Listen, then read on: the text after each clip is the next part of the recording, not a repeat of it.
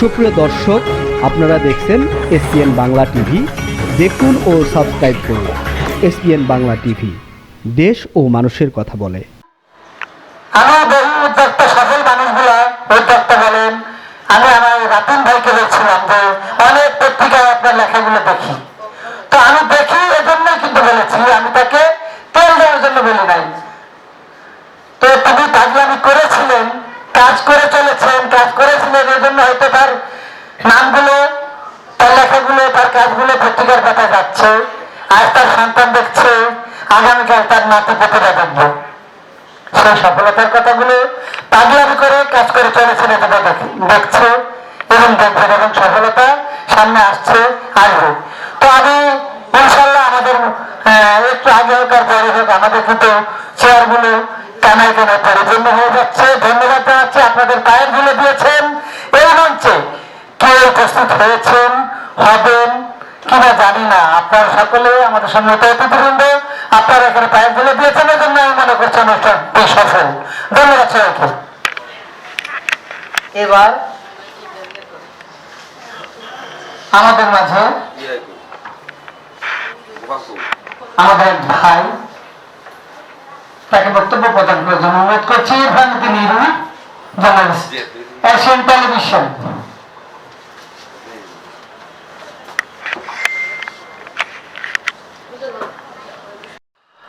তারপরও একটি কথা শুধু বলবো যে আমি আপনাদের মধ্যেই উদ্যোক্তা, কতটুকু সফল বা কতটুকু ব্যর্থতা আছে তার ছোট্ট একটা এক্সাম্পল দিতে পারি ফিউচার বাংলাদেশের সাথে। সেটা হচ্ছে যে আমরা হয়তো বা ব্যবসা করি, ব্যবসা করে কম বেশি সফলও হই, কিন্তু মেন্টাল যে স্যাটিসফ্যাকশন, সেইটা কতটুকু আমাদের মাঝে আছে বা আমার মধ্যেও বা আছে, আমি আজকেও ফিল করি। সেটা হচ্ছে যে ফিউচার বাংলাদেশ উনি ওনার নিজ উদ্যোগে কমিটমেন্ট করেছে নিজের প্রতি যে উনি 1 লক্ষ মানুষকে কোরআন শিক্ষা দিবে, বাট উনি সেটা পেরেছে। আমরা কতটুকু পেরেছি বা আমি কতটুকু পেরেছি ওই দৃষ্টিকোণে সফল, তবে ওনার মতো হয়তো বা এতটা মেন্টাল স্যাটিসফ্যাকশন আমার মধ্যে নাই। তো আজকে যারা অন্যান্য উদ্যোক্তাবৃন্দগণ আছেন উপস্থিত, তাদের সকলকে শুভকামনা এবং তাদের অগ্রযাত্রা যেন আরও সুন্দর এবং আগামীতে যেন আরও তারা নিজেদের কর্মকাণ্ডে আরও বেশি বলিষ্ঠ ভূমিকা রাখতে পারে, সেই আশাবাদ ব্যক্ত করে আমি আমার সংক্ষিপ্ত বক্তব্য শেষ করছি। ধন্যবাদ। অনেক অনেক ধন্যবাদ স্যারকে। আমরা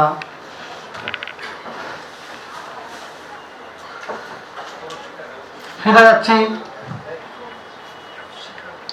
সূর্য সেন, প্রীতিলতা অথবা ইসাখা এবং তিতুমিরের বাসাই কেল্লা সম্পর্কে আমরা কতটুকুই বা জানি। আমাদের ইতিহাসগুলো জানতে হবে, আমাদের অতীতের, আমাদের বীরত্বগাথা ইতিহাসকে আমাদের আয়ত্ত করতে হবে, আনতে হবে, আমার সন্তানকে শেখাতে হবে যে আপনার গর্বের জাতি, ঐতিহ্যমণ্ডিত একটা সংস্কৃতিবান জাতিকে আমরা নেতৃত্ব দিয়ে থাকে। আমরা এই ভৌগোলিক সীমারেখার মধ্যে বসবাস করেও আমরা পাহাড় এবং সমুদ্র মানুষকে একত্রিত করেছি। এই যে নাচটা হলো পাহাড়ি মেয়েদের নাচের গানের মধ্যে দিয়ে, অর্থাৎ বাংলা ভাষাভাষী মানুষের পাশাপাশি এই যে পাহাড়ের মানুষ আছে, তাদেরও ভাষা আছে, সংস্কৃতি আছে, ইতিহাস আছে, গান আছে, তাদের জীবন ধারণ আছে, সেটাকে মূলধারে আনতে হবে। প্রেসিডেন্ট জিয়া রহমান এই কাজটি করেছিলেন। তিনি বলেছিলেন আমাদের যে সমতল মানুষের যে সংস্কৃতি, এর পাশাপাশি পাহাড়ি মানুষের সংস্কৃতিকে একটা ধারায় আনতে হবে, মূল ধারায়। সেটা কি হলো? বাংলাদেশি জাতীয়তাবাদের আলোকে আমাদের সংস্কৃতি, আমাদের রাজনীতি, আমাদের অর্থনীতি হতে হবে। অর্থাৎ এই টেরিটরির মধ্যে আমরা যারা বসবাস করি, আমরা প্রাউড ফিল করি, হিন্দু হোক, মুসলিম হোক, বৌদ্ধ হোক, খ্রিস্টান হোক, পাহাড়ি হোক, গারো হোক, হাজং হোক, মণিপুরি হোক, সবাই বাংলাদেশের নাগরিক। আমরা এই সবাই যে বাংলাদেশের নাগরিক, সবার অধিকার, এই অধিকার বোধটাকে প্রতিষ্ঠা করেছিলেন জিয়া রহমান সাহেব। আজকে আমাদের সেই চিন্তা ভাবনা থেকে আমাদের সংস্কৃতিকে লালন করতে হবে, সংস্কৃতিকে সমৃদ্ধ করতে হবে। অ্যাওয়ার্ড প্রাপ্ত হয়েই বড় কিছু না, অ্যাওয়ার্ডটাকে নিয়ে দেশের জন্য, দশের জন্য, মানুষের জন্য, দেশের জন্য কি করলেন, এটা হলো বড় বিষয়। আপনি আজকে অ্যাওয়ার্ড রেট হলেন, আগামীকাল আরো বেশি উৎসাহিত হবেন, আরো সুন্দর কাজগুলো করতে পারবেন। আপনাদের কাছে অনুরোধ থাকবে, আসেন সবাই মিলে আমরা যে ঐতিহ্যবাহী সংস্কৃতি, সমৃদ্ধি যে সংস্কৃতি, বাংলাদেশের অগ্রযাত্রার যে সংস্কৃতি, আমরা সেই সংস্কৃতি লালন করি, ধারণ করি, এবং আগামী দিনে বাংলাদেশকে আমরা সেই নেতৃত্বে নিয়ে যাব। এবং আজকে গণতান্ত্রিক সরকার প্রতিষ্ঠা হয়েছে। 17 বছর একটা ফ্যাসিস্ট সরকার ছিল। ফ্যাসিস্ট সরকারের কারণে সাম্রাজ্যবাদী শক্তি বলেন, আধিপত্যবাদী শক্তি বলেন, থাবা বিস্তার করেছে। কেন করেছে? একটু আগে আমি বললাম যে আমাদের সম্পদ লুণ্ঠনের কারণে। আপনারা কিছুদিন আগে দেখেছেন পত্রিকায় যে ভারতের ওখান থেকে সমুদ্রের নিচে পাইপ দিয়ে বাংলাদেশের গ্যাস কোটি কোটি টাকার গ্যাস লুণ্ঠন করে নিয়ে যাচ্ছে। অর্থাৎ এইভাবে আমাদের গ্যাস সম্পদকে লুণ্ঠন করা হচ্ছে, আমরা কিছু বলতে পারছি না। আমার পাশের গ্যাস ফিল্ডকে বন্ধ করে দিয়ে পাশে একবার ভারতের গ্যাস ফিল্ড থেকে গ্যাস উত্তোলন করা হচ্ছে। তেল এবং গ্যাসের ধর্ম নিচের দিকে ধাবিত হওয়া। উঁচু এলাকা হবে ভারত, আমরা নিচু এলাকা ভাটির অঞ্চল, অতএব আমাদের দিকে তেল এবং গ্যাস ধাবিত হবে, এটি স্বাভাবিক। এবং সেই স্বাভাবিক আল্লাহর দেওয়ার নিয়ামতগুলোকে এইভাবে তারা লুণ্ঠন করে নিয়ে যাচ্ছে। আজকে যারা আপনারা আছেন, যারা দেশের মানুষ, আমরা যে আছি এখনো বেঁচে আছি, আপনারা যারা আছেন, নতুন প্রজন্ম যারা আছেন, তাদের উচিত হবে দেশের মানুষকে রক্ষা করা, দেশের সম্পদকে রক্ষা করা, এই সর্বত্রকে রক্ষা করা, আর এই পতাকাকে রক্ষা করতে হবে। আগামী দিনের প্রত্যাশা দেখে সংস্কৃতির সমৃদ্ধমান অগ্রযাত্রায় সবাইকে শরীক হওয়ার আহ্বান জানিয়ে আমি আমার বক্তব্য শেষ করছি। আল্লাহ হাফেজ, বাংলাদেশ জিন্দাবাদ।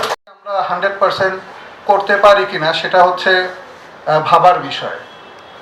তো যেখানে আসলে কোরআনে বলা আছে যে তুমি ওজনে কম দিও না, এখন ওজনে কম দিও না বলতে আসলে আমরা বুঝি যে মুদির দোকানে গেলে ডাল চাল চিনি কম দিবে কিনা, মাংস কিনতে গেলে মাংসওয়ালা মাংসতে ওজন কম দিবে কিনা, কিন্তু আমাদের কর্মেরও ওজন আছে। এখন আমাদের ডেইলি ওয়ার্ক যদি থাকে 8 ঘন্টা, আসলে কি আমি 8 ঘন্টা আমার শ্রম আমি দেই কিনা? আসলে তো দেখা যায় আমি অফিসে যাই, 1 ঘন্টা ফেসবুক দেখি, হ্যাঁ সোশ্যাল মিডিয়া টিপি, তারপরে কিছু চা বিস্কুট খাই।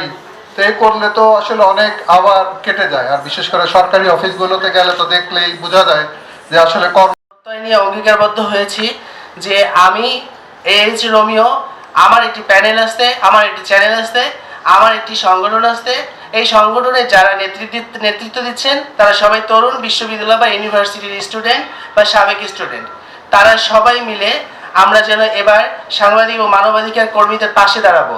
কিভাবে পাশে দাঁড়াবো? তাদের যেন কোনোভাবে আর অবমূল্যায়ন করা না হয়, সেই জন্য পাশে দাঁড়াবো। এ ব্যাপারে আমার এখানে উপস্থিত মঞ্চে উপবিষ্ট অনেক মুরব্বী, জ্ঞানীগুণী অনেক মুরব্বীরা আছেন।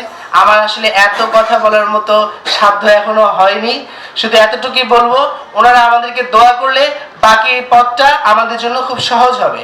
এই প্রত্যাশা ব্যক্ত করে আমি আমার পক্ষ থেকে এখানেই বিদায় নিচ্ছি। খোদা হাফেজ। মিডিয়ার পক্ষ থেকে আজকে যে আমাদের এই অনুষ্ঠানটা খুবই আনন্দিত, এবং আমরা যে এখানে মাঠের মধ্যে এখানে যারা আছেন আমাদের দর্শকবৃন্দ সবাই অনেক সুন্দর করে বসে এবং অনেক সুন্দর সুন্দর বক্তব্য রেখেছেন।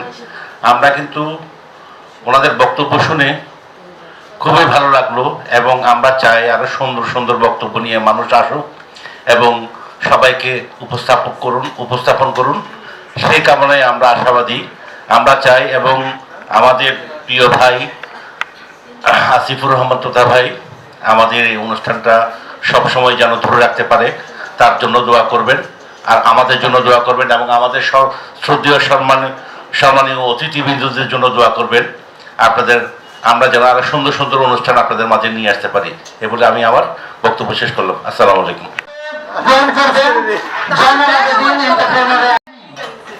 আরটিভির শিফট ইনচার্জ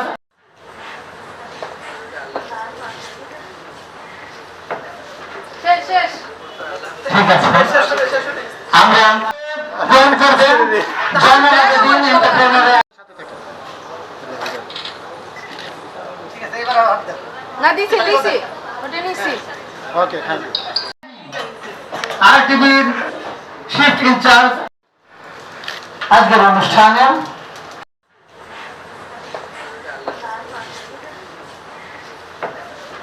শেষ ঠিক আছে, আমরা